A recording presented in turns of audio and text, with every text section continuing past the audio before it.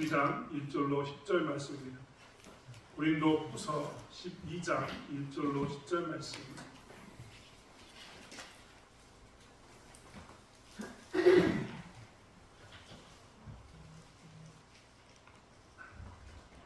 고린도후서 12장 1절로 10절 말씀을 찾으셨으면 한 목소리로 함께 합독하겠습니다.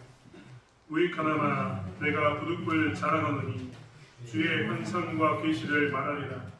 내가 그리스도 안에 있는 한 사람을 하노니 그는 14년 전에 셋째 하늘에 이끌려 간 자.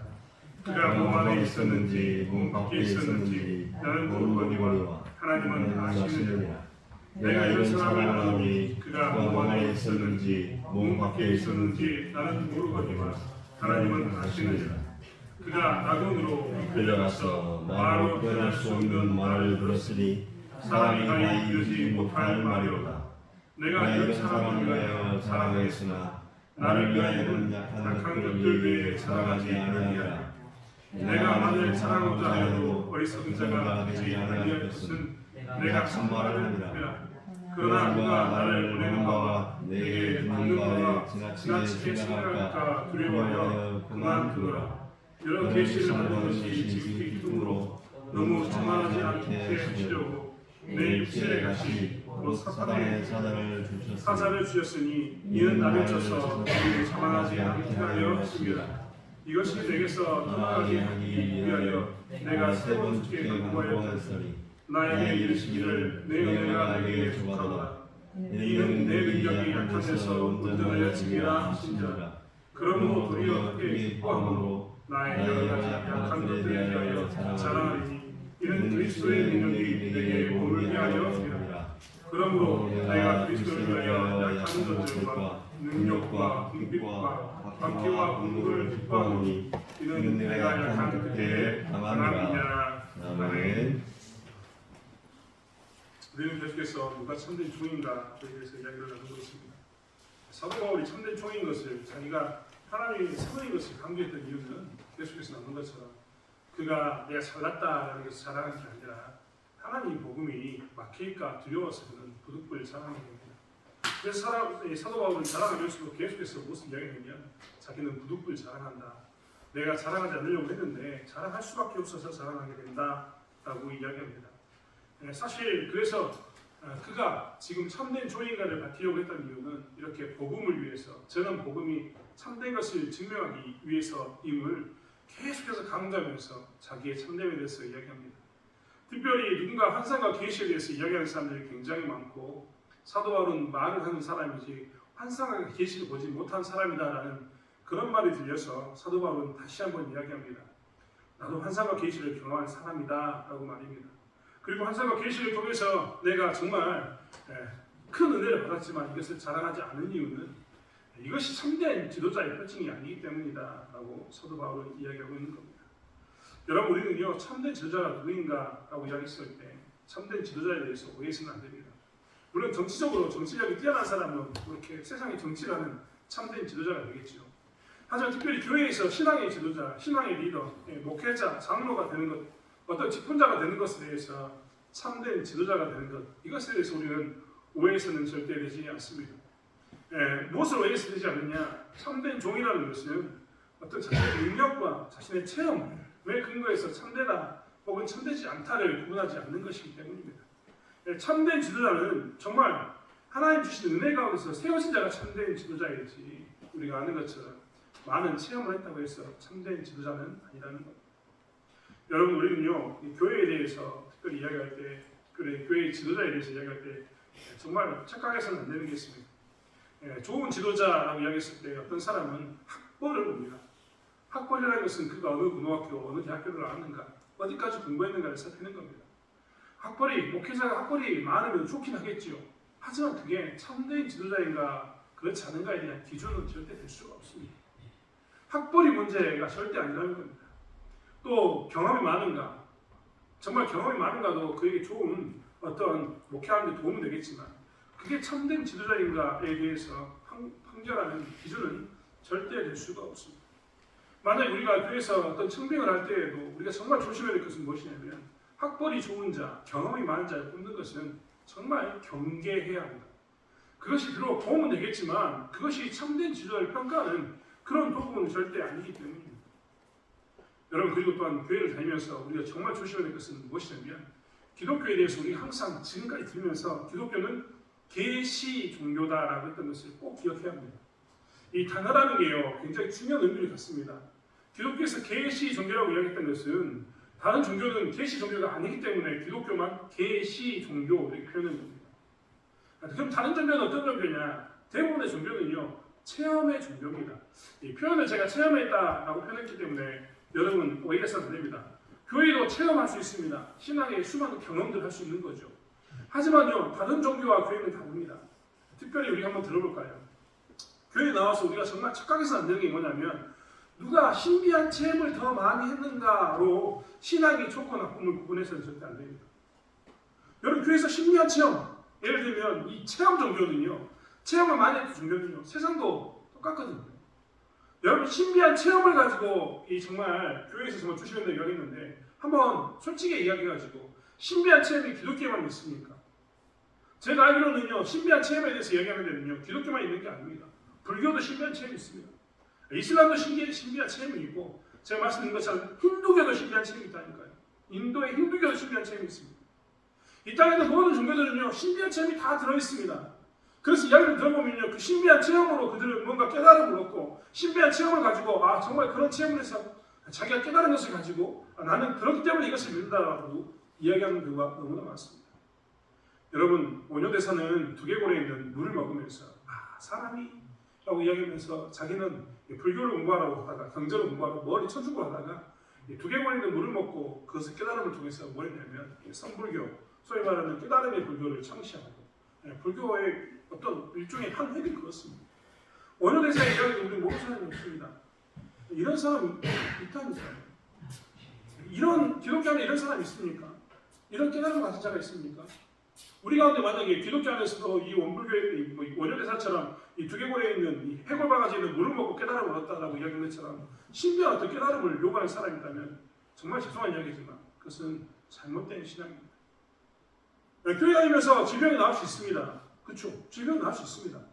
하지만 질병이 나는 건요, 귀신이 쫓겨나는 건요, 다른 것을 합니다. 여러분, 우리가 지금은 교회 다니고 있지만 과거에 이 동네를 지배했던 것은 교회가 아니라 아마 무당이었을 겁니다. 저희 동네도 지금 단골레가 있다니까요. 단골레. 없었는데 또 생겼습니다. 저는 아직도 기억하고 있습니다. 단골레들. 그리고 예전에 풍화제 한다고 수없이 많은 사람이 깽가리 치고 장구 치고 징 치면서 풍화제 한다고 동네마다 지신발 피하고 돈 받고 했던 것도 기억납니다. 그런 게 효력이 있으니까 뭐라 했냐면 사람들이 그런 것들 했던 겁니다. 그런데 지금은요, 여러분, 우리가 예수를 믿는 것은 그 단골레보다 예수 믿으면 더 많은 체험을 하기 때문에 예수 믿는 건 아닙니다. 물론 더 많은 걸 체험할 수도 있지만 그 체험 때문에 예수 믿는 건 아니라는 겁니다. 여러분, 그럼 거꾸로 이야기해서 단골레가 더 많은 체험을 주면, 더 많은 기적을 행하면 단골레에게 쫓아가겠습니까? 무당을 따라가겠습니까?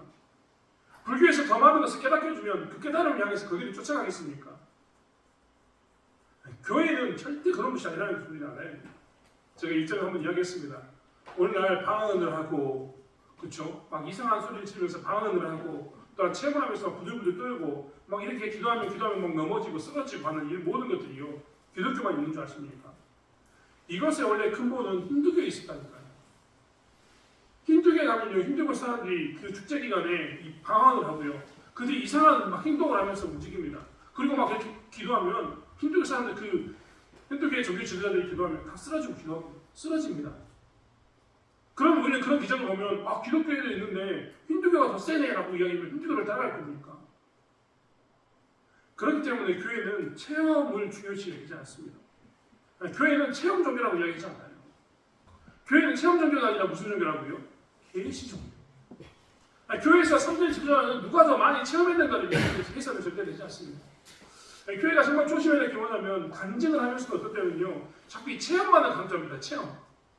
여러분, 간증하면서 우리가 대부분 하는 이야기 보니까 내가 예전에는요, 이렇게 나쁜 놈, 보통 있다가 아주 나쁜 짓을 해가지고 이만큼 떨어져 있었는데 내가 예수를 만나면 다시 착한 사람이 됐습니다.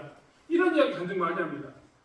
대부분 이런 간증이 많으면, 그리고 간증이 좀 더 아주 사람이 엄청나게 망가져가지고 정말 많은 어려운 가운데 그 사람이 있다가 도둑질 나오면 우리는 그 사람에 대해서 정말 은혜가 크다, 이 사람은 좋은 신앙을 가졌다. 이렇게 생각할 때가 있습니다. 하지만 간증이 그게 끝이 아니지 않습니까? 여러분, 교회가 간증 문화로만 끝난다면, 그렇게 어떤 기적을 체험하는 그런 것만 나누는 곳으로 끝난다면, 그것은 세상의 다른 종교도 그런 일이 엄청나게 많습니다. 하지만 교회는 그런 것과 구별되게 무엇이냐면 계시 종교입니다. 계시 종교. 계시라는 것은 멀리 미래를 본다, 뭐 이런 이야기가 아닙니다. 계시라는 것은 알지 못했던 것을 이제 알게 되었다. 이게 계시 종교입니다. 계시 종교는 그렇기 때문에 정말 중요합니다. 이 계시라는 말이 너무나 중요한데 그 의미가 뭐냐면 그 전에는 우리는 하나님을 알지 못했습니다. 그런데 이제 우리는 어떻게 했습니까? 하나님을 알게 됐습니다. 이 말에 기독교는 계시 종교다. 이 말에 이 모든 것이 들어있습니다. 기독교에서는 누가 참된 지도자인가, 누가 바른 신앙을 하고 있는가, 누가 잘 믿고 있는가를 따지는 것은 뭐냐면 그가 이제 하나님을 알게 되었는가, 그리고 하나님을 만나면 그가 더 많이 하나님을 알고 있는가, 이게 중요합니다. 하나님께서는 왜 우리에게 질병을 고치는 그 병 고침의 은사를 주셨다고 생각하십니까? 병만 많이 고치라고요? 그런 것을 많이 가지고 이야기하라고요? 능력을 해가고 살려고요? 아니요. 병 고침이 끝이 아니라 하나님은 그것을 통해서 하나님을 알아라 했습니다. 하나님을 만나고 하나님을 더 깊이 알아라 했습니다.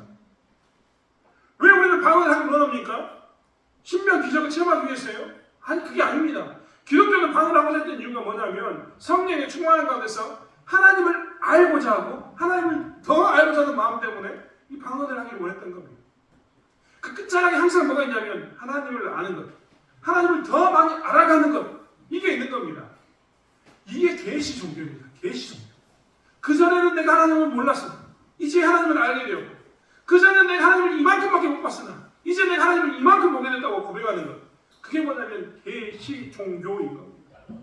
그렇기 때문에 교회는요, 교회에서 참된 지도자는 어떤 사람이 참된 지도자가 되어야 되냐면 하나님을 아는 사람, 그리고 하나님을 더 아는 사람, 이런 사람이 참된 지도자인 겁니다.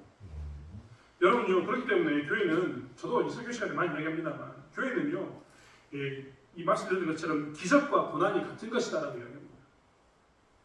여러분, 세상의 종교는요, 기적입니다. 세상의 종교는 고난을 피합니다.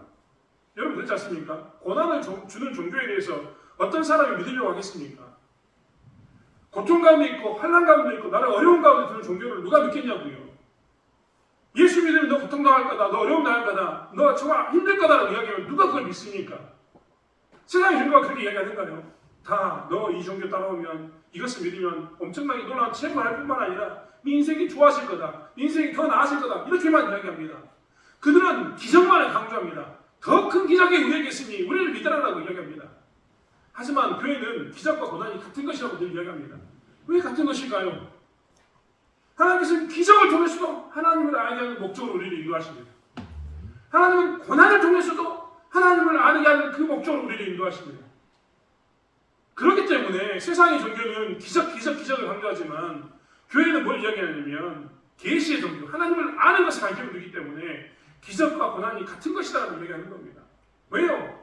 하나님은 어떤 때는 그 사람에게 기적을 행해서 우박과 왕고를 보내서 하나님을 알게 할 뿐만 아니라 만나와 매출하기를 통해서 하나님을 알게 할 뿐만 아니라 어떤 때는 하나님께서 그에게 깊은 고난의 가운데 두심으로 내서 어떻게 하냐면 하나님을 알게도 하십니다.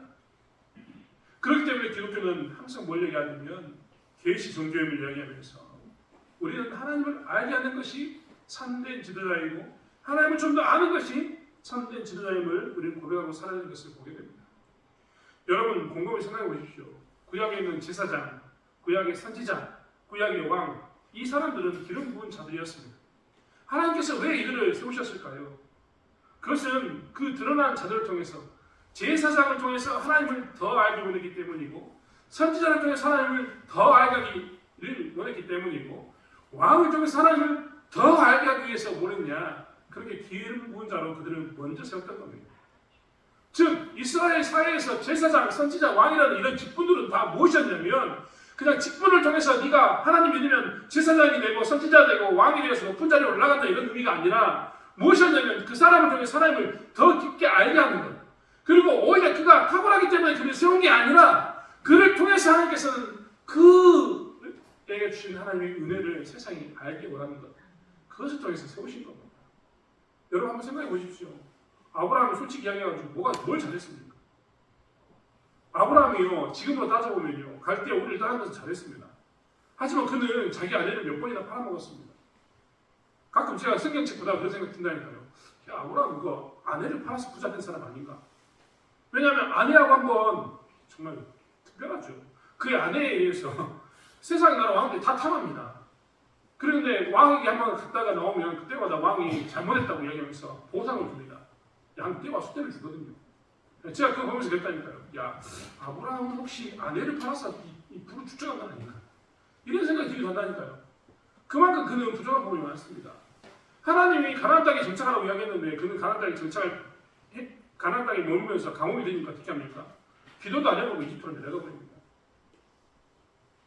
하나님과 무관한 삶을 살 때가 부지기 쉽수였습니다. 그런데도 하나님께서는 뭐 했냐면 아브라함을 세우셨습니다. 그리고 아브라함을 축복의 통로로 만드셨습니다. 축복의 통로로 만든 이유는 뭡니까?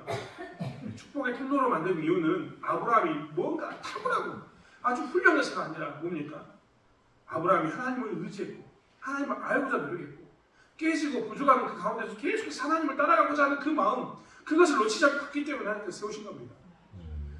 그리고 그것을 세우신 이유는 뭐냐면 그런 아브라함을 통해서 세상이 보라는 겁니다.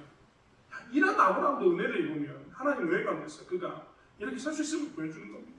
그런 아브라함을 통해서 세상이 하나님을 알지 못한다라고 얘기한 겁니다. 그래서 하나님께서는 아브라함을 복의 통로로 삼으신 겁니다. 주변에 있는 나라들이 하나님을 알 수 있도록 그렇게 삼으신 것 아니겠습니까? 사실 우리도 그렇기 때문에 착각해서는 안 됩니다. 우리 기독교인에게, 특별히 오늘날 살아가고 있는 우리들에게 체험이라는 것은 뭐냐면 그 체험을 통해서 내가 더 큰 체험을 통했으니까 내가 정말 신앙이 좋아졌다 이런 것을 고백하라고 이야기하는 게 아닙니다. 그 체험을 통해서 하나님을 깊이 알아라. 그 체험을 통해서 더 깊이 하나님을 안 하나님을 어떻게 알아? 나누어라. 복의 통로로서 너희 나누어라. 여기에 있는 겁니다. 사도 바울도 그것을 알기 때문에 오늘 자랑했습니다. 부득불 자랑한다고 자랑했습니다. 환상과 계시를 말한다고 이야기하면서 부득불 내가 정말 안 하려고 했는데 이것을 하게 되었다라고 이야기합니다. 왜 그는 안 하려고 했냐? 7절에 이야기합니다. 여러 계시를 받은 것이 지극히 크다. 자기는 이미 여러 계시를 받았습니다. 하나님을 알 뿐만 아니라 하나님에 대한 지식을 남들보다 더 많이 가지고 있었습니다. 이미 그것이 자기는 컸습니다. 그렇기 때문에 다른 체험이나 이런 간증이나 이런 거 사고 싶지 않았던 겁니다. 그런데 주변에 하도 이제 환상과 계시를 이야기하니까 자기도 그러면 이야기한다라고 이야기한 겁니다. 여러분 생각해 보십시오. 지금도요 천국이 있다, 지옥이 있다라고 간증하는 사람이 있습니다. 최근에도 제가 책 소개를 받았는데 20일 동안 무의식 가운데 있다가 의식 없이 살다가 깨어나서 하나님이 있다, 천국이 있다라고 간증하는 사람의 그 책이 나왔다라는 책 소개를 받았습니다. 여러분 우리는 이런 사람을 보면 얼마나 신기합니까? 그렇지 않습니까? 자기가 죽었는데 의사들이 죽었다라고 이야기하고 이 사람은 가망성이 없습니다라고 이야기했는데 그 사람이 20일 동안 혹은 여러 날 동안 계속 정말 여기저기를 다니다가 눈이 떠졌습니다. 그리고 와서 천국이 있다, 지옥이 있다라고 이야기하면 얼마나 신기합니까? 우리가 그래서 과거에는요 지옥에 대해서, 간증에 대해서 이렇게 죽었다 살아난 사람이 하는 간증 많이 들었습니다. 사도 바울이요 오늘 뭐라고 얘기하냐면 내가 아는 사람이 한 사람이 있는데 그 사람은 14년 전에 셋째 하늘에 이끌려간 사람이다 라고 이야기합니다. 이 아는 사람이 누구냐면 자기 자신의 이야기입니다. 근데 그는 어디 갔다고 이야기하냐면 셋째 하늘에 갔다라고 이야기합니다. 이스라엘 사람들은 하늘을 세 가지로 구분했습니다. 첫 번째, 우리가 이야기한 것처럼 시커먼 우주를 우리는 우주라고 이야기하는데 이스라엘 사람들은 하늘이라고 이야기했습니다. 그리고 또 무엇을 하늘이라고 이야기했냐면 성경에 나오는 궁창, 이것도 하늘이라고 이야기했습니다. 그리고 또 하나 마지막으로 그 하늘이라고 이야기했던 게 뭐냐면 천국, 하나님 나라가 하늘에 있으니까 하늘이라고 이야기했던 겁니다. 첫째 하늘은 어디냐? 궁창이라고 이야기했던 우리가 이야기하는 요 파란 하늘. 둘째 하늘은 어디냐? 좀 더 위로 올라가면 까맣게 나오는 그 우주. 셋째 하늘은 어디냐? 하나님께서 거하시는 그 하늘나라. 이것이었습니다. 유대인들이 이렇게 생각했는데 사도 바울이 뭐라고 이야기하냐면 내가 14년 전에 셋째 하늘에 이끌려갔다라고 이야기합니다. 그는 무엇을 봤냐면 소위 말하면 요즘 말로 이야기하면 천국을 본 사람입니다. 하나님 나라에 끌려갔던 사람입니다. 그래서 사전에 뭐라고 하냐면 그가 낙원으로 이끌려가서 말로 표현할 수 없는 말을 들었다. 정말 그는 낙원에 가서 하나님 나라에 가서 셋째 하늘에 가서 정말 이루 말로 표현할 수 없는 것을 경험하고 왔습니다. 그런데 그는 그것을 자랑하지 않았습니다. 왜 자랑하지 않았다고요? 그게 무슨 상관이 있었냐? 그게 무슨 의미냐? 그에게 있어서는 이런 체험이 하나님께 가까이 하는 것, 그것 외에 다른 사람들이 도움이 안 된다는 것을 알았기 때문입니다. 더 중요한 것은 이런 체험보다 더 중요한 것이 있었는데 그것은 뭐라고요? 계시. 하나님을 만나는 것, 하나님을 아는 것과 하나님을 더 아는 것이 더 중요했기 때문에 사도 바울은 뭘 말하지 않느냐면 이렇게 환상에 대해서, 계시에 대해서 이야기하지 않고 환상에 대해서 이야기하지 않고 오히려 주었던 말씀만 그는 나눴던 겁니다. 교회 다니면서 우리가 정말 그렇기 때문에 좋은 지도자에 대해서 이야기하고 내가 좋은 지도자가 돼야지 혹은 좋은 리더가 돼야지라고 생각한다면 우리는 반드시 기억해야 합니다. 내 입술 가운데 계시가 있는가? 내 계시 가운데 하나님에 대해서 이야기하고 있는가? 여러분 한번 우리 생각해 볼까요? 우리의 고백을 통해서 내 주변에서 예수 만나는 사람이 있습니까? 그러면 잘한 사람입니다. 내가 체험했던 수많은 것을 이야기하는데 그 하나님을 안 만납니다. 들을 때는 막 신기하더니 하나님을 안 만납니다. 이게 무슨 소용이 있습니까? 세상에 이야기 듣는 것과 똑같은데. 그럴 거면 TV를 틀으셔야죠. TV에 보면 수많은 신비한 체험들에 대한 서프라이즈한 이야기들이 엄청나게 많이 나옵니다. 우리를 자극적으로 이끌 수 있는 이야기거리가 TV나 인터넷에는요 엄청나게 많습니다. 그것과 내가 했던 신비한 체험을 나누는 게 차이가 뭡니까? 사도 바울은 그래서 이야기한 겁니다.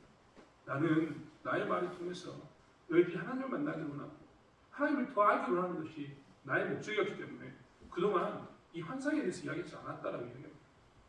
환상에 대해서 이야기하면서도 내가 부득불 이야기하는 거지 결코 이것이 자랑 삼아서 이야기되는 것은 아니다라고 이야기합니다.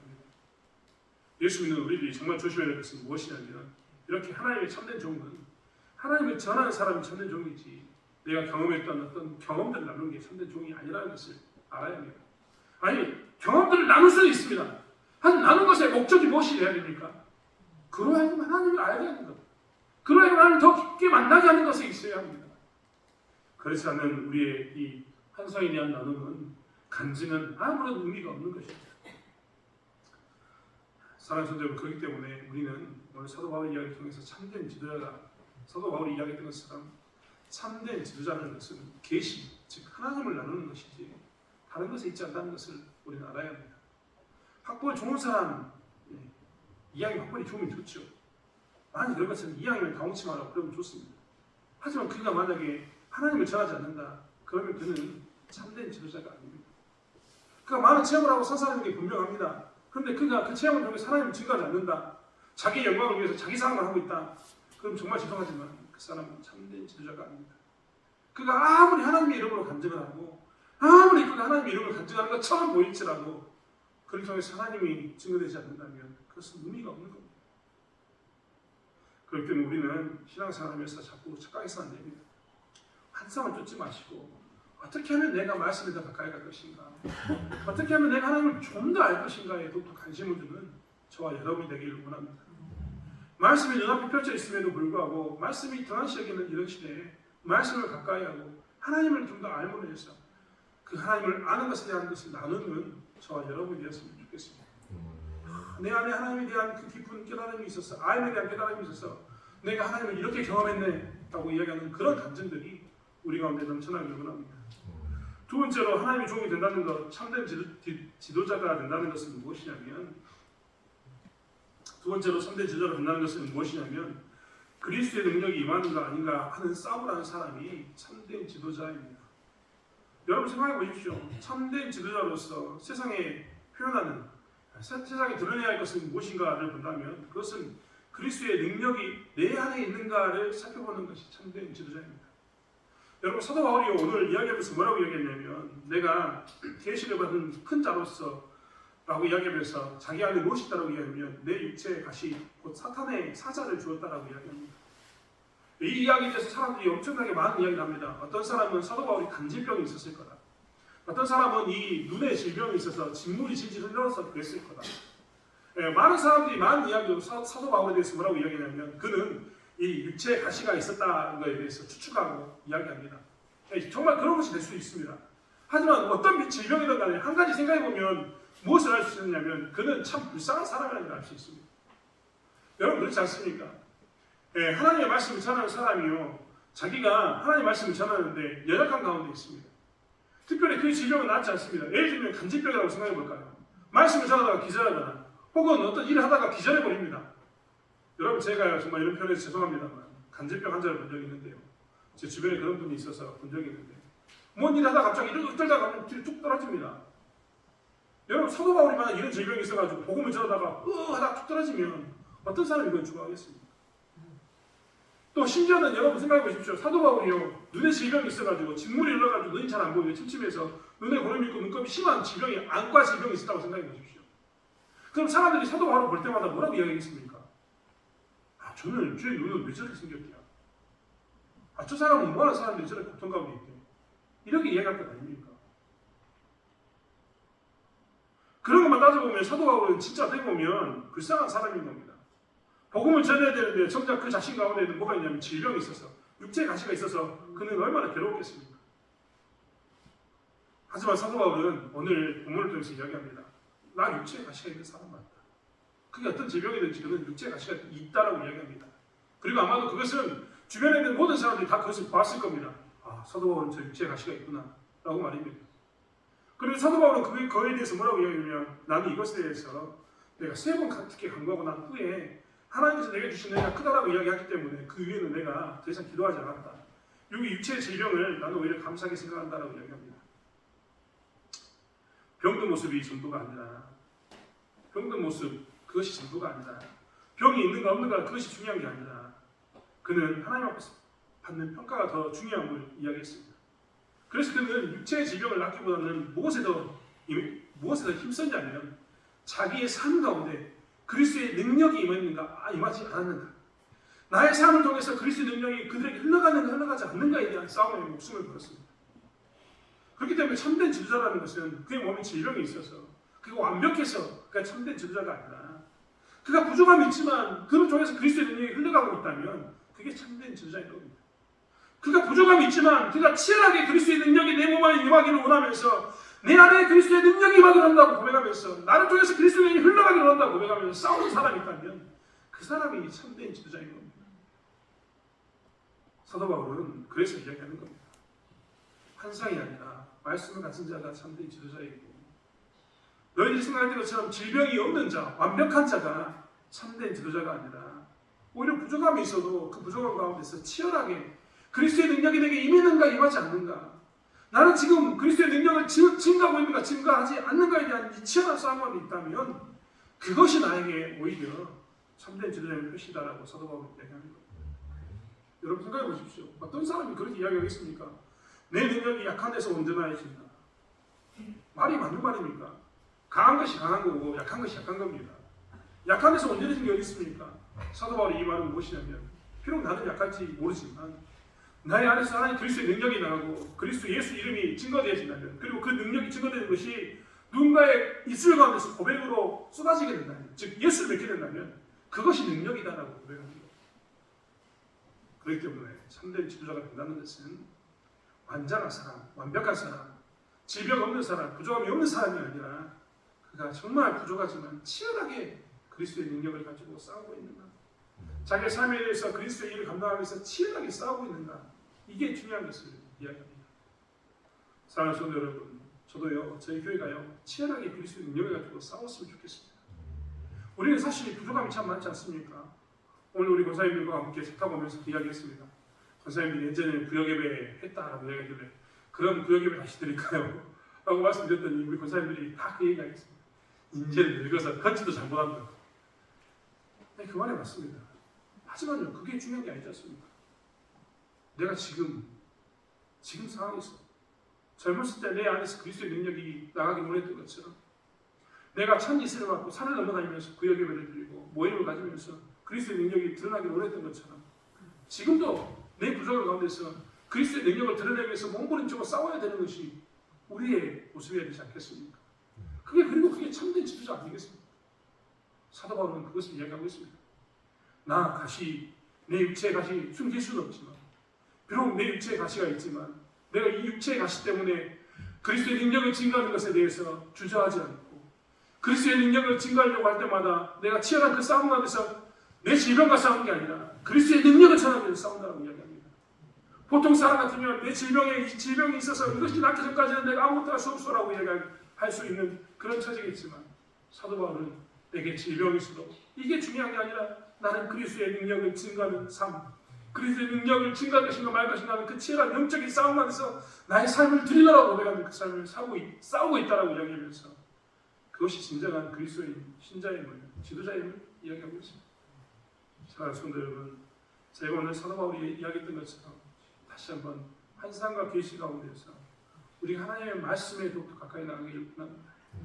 내 삶 가운데 환상이 없더라도, 내 삶 가운데 기적이 없더라도, 내 삶 가운데 고난이 있더라도 내가 하나님을 좀 더 알고 하나님께 좀 더 가까이 나간다면 내가 지금 바른 신앙생활을 하고 있구나, 내가 좋은 지도자 안에서 정말 좋은 지도자가 되고 있구나라는 고백 가운데 서기 원합니다.